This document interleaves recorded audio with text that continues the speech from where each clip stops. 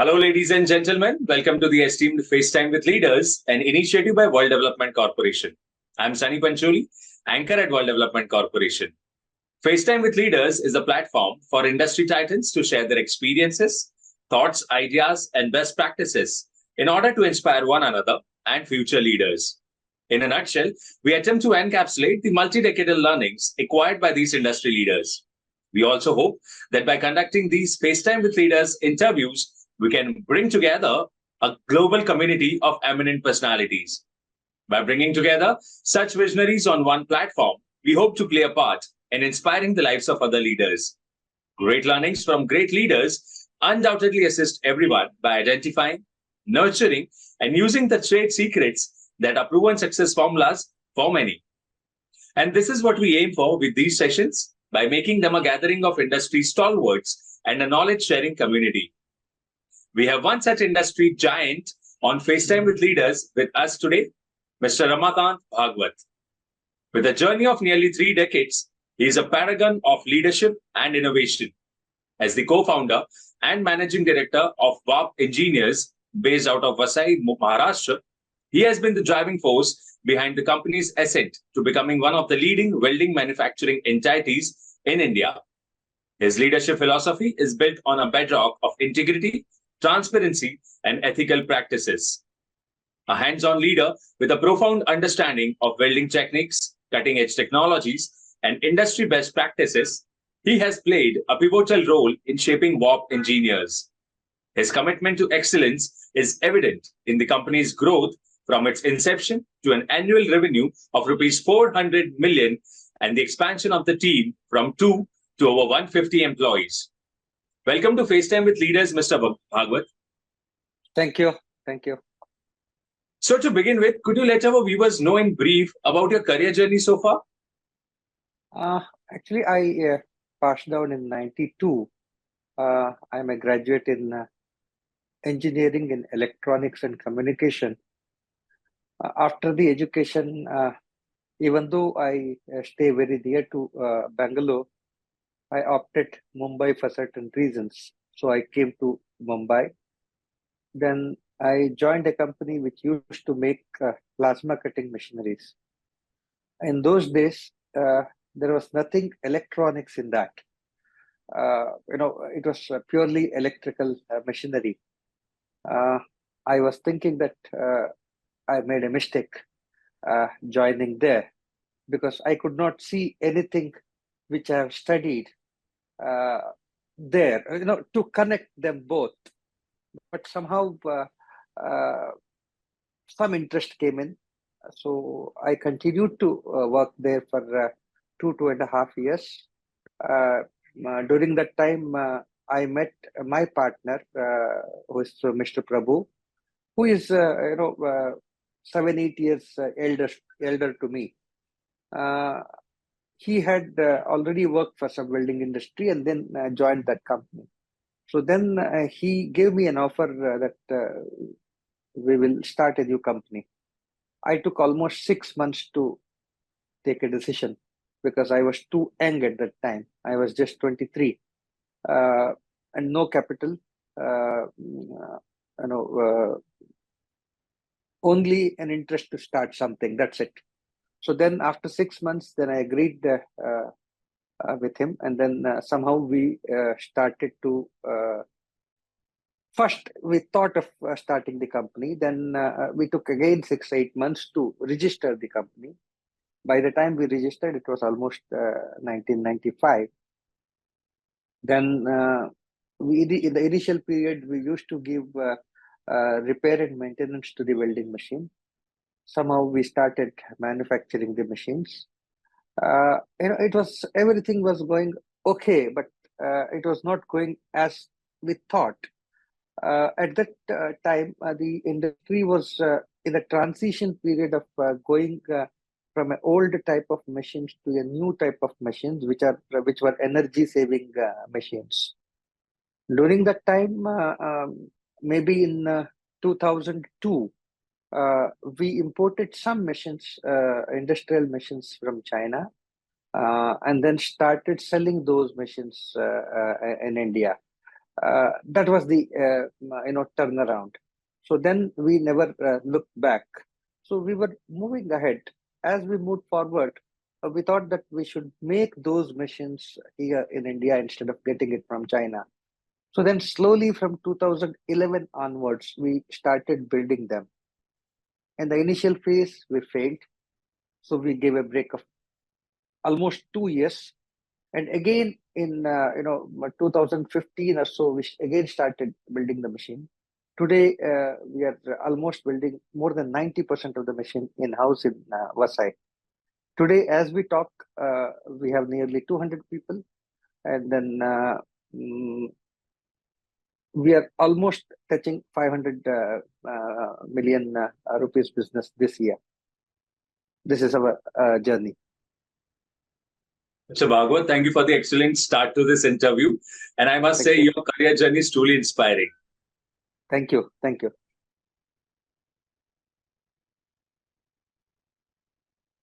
Okay. So, Mr. Bhagavath, building on to what you said, as a co-founder, what principles and values have been instrumental in shaping the core vision and culture of Warpp Engineers? When it comes to culture, what I personally believe is something which is your way of life is culture. When we get up in the morning, we go and brush the teeth. Nobody has to tell us, right? So because it is a way of life. Similarly, when we started with two, it was easy because we were only two. So as our team progressed, so naturally people down under will look at you and follow you. So that is how the culture is normally built. So we have always, thought of transparency and then integrity to our people and why we live for. As we move forward, we realized that, the core purpose of our existence was empowering lives, which gives much to the customer and the employees and the people around us. So if we have to build on that purpose, then we have to follow certain ideology, which should be the way everyone in the organization has to follow. So with transparency and then integrity, we started to build our culture. And now it is a way of life for people who are working here. So it has become the culture. That sounds incredible. So now that we have discussed your career journey, your professional pursuits, ethics and ideologies, let's move on to the subject of ESG and corporate governance. So here is my question to you, and a very obvious one. How and when did you develop an interest in ESG and corporate governance? If sustainability is one of the major thing which is required for any business, sustainability is nothing but continuation of the business. We cannot sustain by destroying the things around us, in a sense that harming the things around us, right? So we have to take care of the environment, social, as well as a good governance practices into our system, wherein we can grow and sustain our business in the long run. We cannot just ignore these things and then, think of having a sustainable model. So whether we like it or not, it is a part of the business, and we have to to have the sustainability, we have to think of these factors in mind.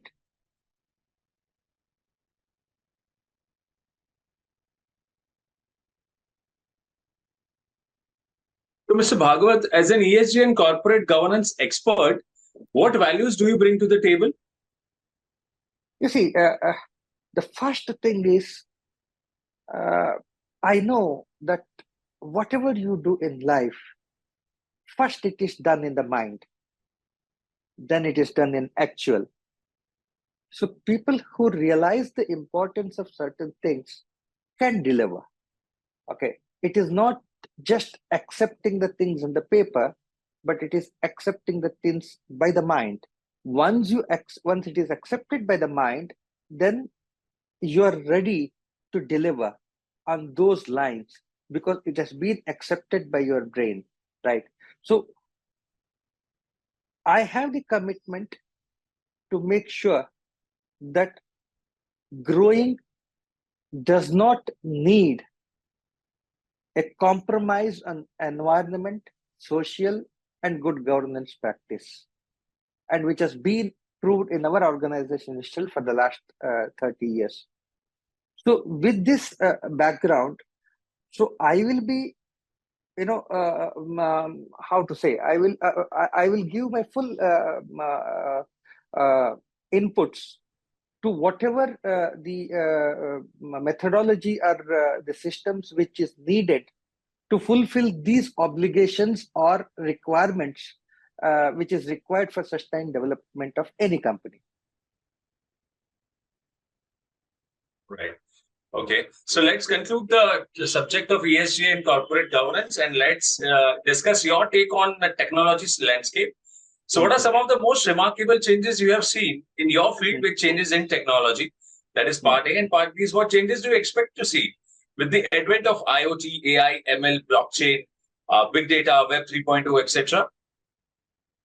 Our industry has seen a lot of change when we started, from the date when we started. When we started, our industry was using old generation machines, and then we shifted to the new generation machine, which was,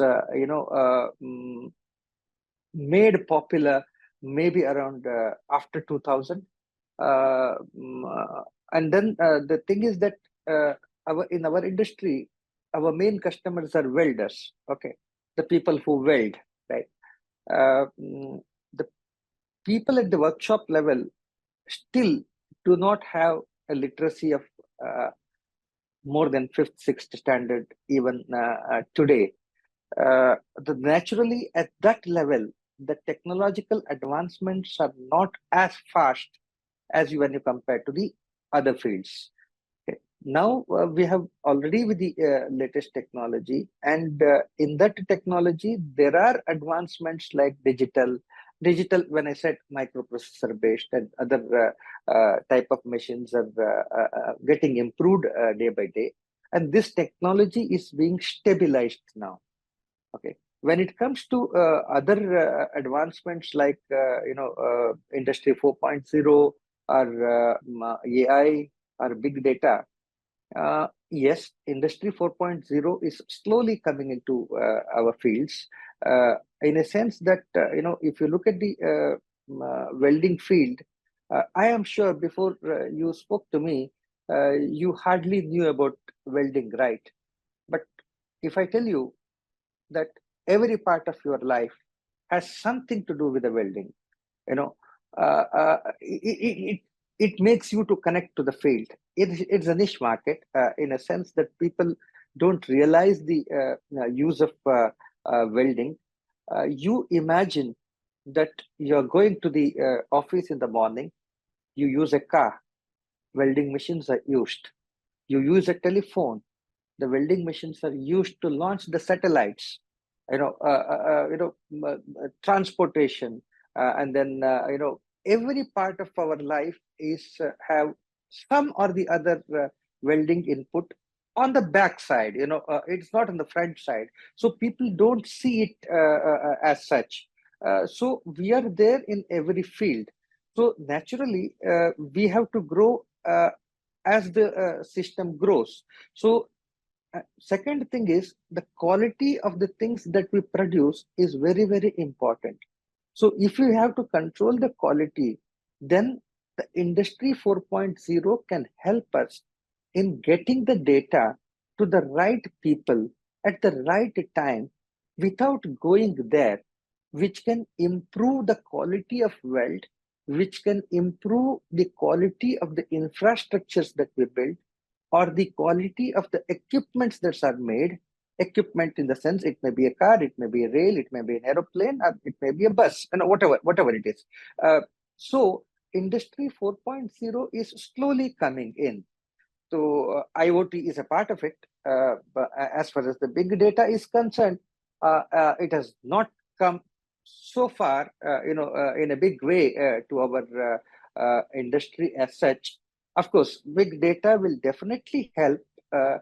Big data is nothing but a variety of data in a big volume, right? So when you have one volume and when you have variety means variables, many number of variables.